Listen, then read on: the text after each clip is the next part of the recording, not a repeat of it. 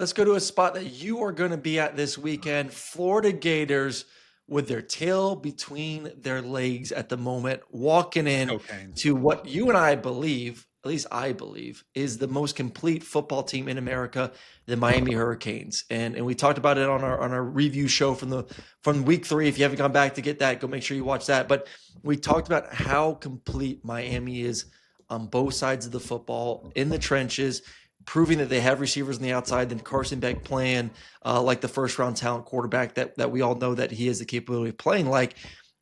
This is an interesting spot. One team, a ton of confidence. Another team, like I said, tail between their legs. The essentially the door has been shown to Billy Napier, it feels like, unless some miracle happens this season.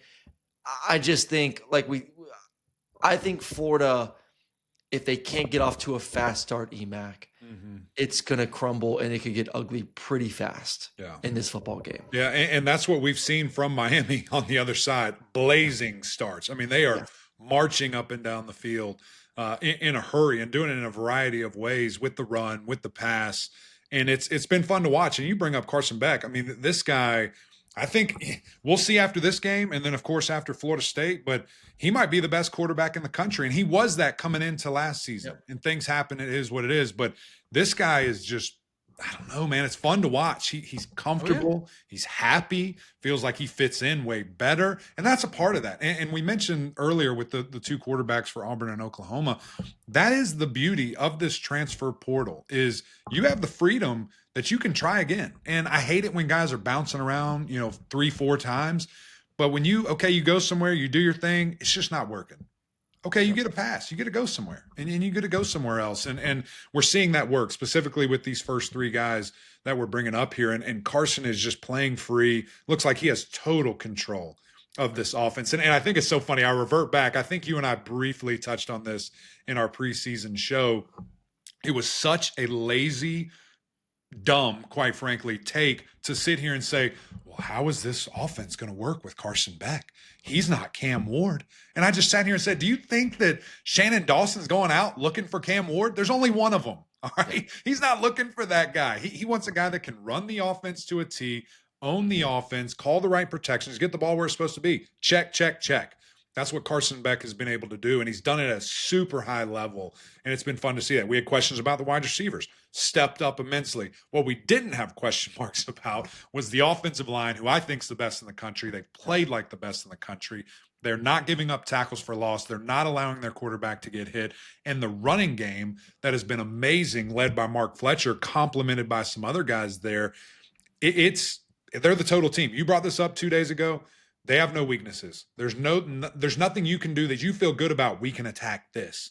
And I think that's on full display for Florida. I think that's the nail in the coffin for Billy Napier. I think this game is so one-sided that it's just not. And it's on ABC primetime. Last year, Miami beat the brakes off them to start the season. In the swamp. Yeah. I think it's the same thing, and I think that's the last straw, and it's all over. So Billy may be getting on a different plane home. Is kind of what you're like, which stinks. And I love Billy, but I do too. I think everyone who's around Billy loves Billy, and the person he is, the man he is. But at the end of the day, this is a win-loss business, and if you're not winning enough games, and team feels like they're moving in the wrong direction, a change is going to be made. So the question is, you lose to USF. A really good team, a team that's going to be in contention to be in the playoffs from the group of 5. Could the team rally with all the noise? And it seemed like defensively they rallied, and we hit on this too. Like, yeah, they rallied defensively, but that was a bad performance by LSU's offense. Garrett Nussmeier was off. The ugly pick that just kind of gave up. Brian Kelly might be listening. Easy, careful. Brian Kelly might be listening to this. Oh, I know he might be. But it was not Garrett's best performance. To say like there is things to improve from LSU, or not trying to make the LSU thing, to where that team could become very complete, to where we're talking to them like them in the same vein we're talking about Miami. And I believe they have the weapons on the offense to be very good. It was just a really bad game by Garrett Nussmeier. I don't anticipate him to play that bad going forward. Was it partly due to Florida showing up and fighting and trying to get back some juice from losing the USF? Possibly too. But now you lost back-to-back games. And your quarterback, the guy that's supposed to be the best guy in the country, just threw 5 interceptions. What is the psyche of that locker room right now? And I just can't imagine that losing the USF, it's kind of like, let's band together. But when you play that bad against LSU and it's back-to-back losses, and now you're going into one of the hottest teams in America on the road, it's kind of hard for me to feel like they're going to be able to band together in that same way. Correct. I think you try and do it once, you get knocked back down again. I just don't know if they can get off the mat again. I just don't think they can. Yeah, you get knocked back, and your best player and leader has the worst game of his life. Like that's tough, and that's a lot to overcome on top of all the noise. And listen, we can sit here and say, well, we don't look at it, we don't listen to it.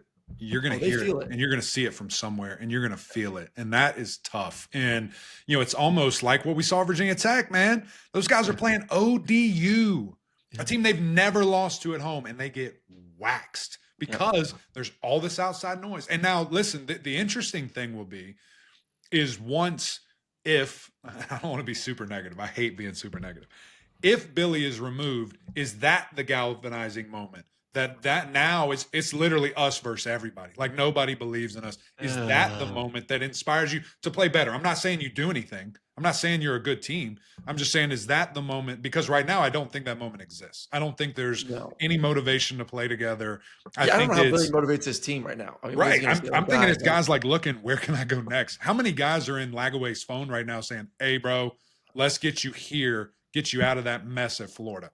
I'm guaranteeing his phone is flooded, and all the other great players that are. I mean, he's got last year. I think he threw a ton of picks. You chalk it up to young quarterback, freshman making freshman mistakes, but the promise is there. But now you turn the page this season, and that's not corrected. He's still putting the ball in harm's way. He's still turning it over. He's still making the same mistakes he made a year ago. And that's just not going to change in a week. It's kind of like when we talk about with Clemson. What you're putting on tape for the first part of the season, it can get better, but we're not going to see like this huge jump in a week. Like what he is and the mistakes he made. If you haven't gone and watched my quarterback breakdown, it's not little things, and it's not a small part of his game. There is a lot going wrong with his fundamentals, with his eyes, and with his progression.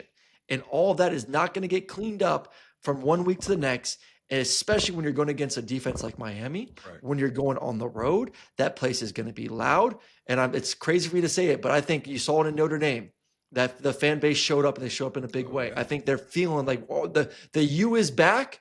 We have someone to cheer for. Right. We have this elite quarterback. We have elite playmakers on both sides. That is going to be a raucous environment for a quarterback right now that's going to be in his head. Correct. You don't sleep all week after throwing 5 picks. Right. And the interesting thing, like from a defensive perspective, what are we going to see from Heatherman? Because I agree, there's going to be a ton going in his head. Do you just bluff everything, make him think even more, and then drop into coverage and let him throw the ball right to you? I don't think you have to. I think you just play what you've been playing. I don't think you have to do anything special. He's making the mistakes. It is rarely the other team on film right now that is causing these mistakes. This is DJ playing bad football. In that case, then, that bad news. You got Ruben Bain and Akeem Mesidor who are playing outside of their mind. You're thinking like, that's not make a mistake. You're also like, I'm going against Bain on the outside who may take my head off. Correct. And hates you, and like is switched, something in his brain of he's playing at a super high level. I'm fascinated to see this game. And again, I think that Miami, as we mentioned, good everywhere and has really improved on the defensive side of the ball and the steps that they're going to make. When you look at the spread only being 7.5, I'm thinking you hammer the Canes. Because think about this. LSU played as bad as they did offensively and won by 10. Yep. Miami's not making those mistakes. Miami's taking advantage. If they have 5 turnovers, they'll win by 40. Like that's the type of game that this could equal out to be. Yeah, I think you're anticipating he's not going to have 5 turnovers again, but I'm anticipating Miami's offense to play significantly better than what we saw from LSU. And I think Florida's defense has been okay, but I don't think they're world beaters on that side. So I'm with you. I think Miami gets up big. I think Florida fumbles mentally, falls, and Miami gets a win very similar feeling to what they had a year ago in the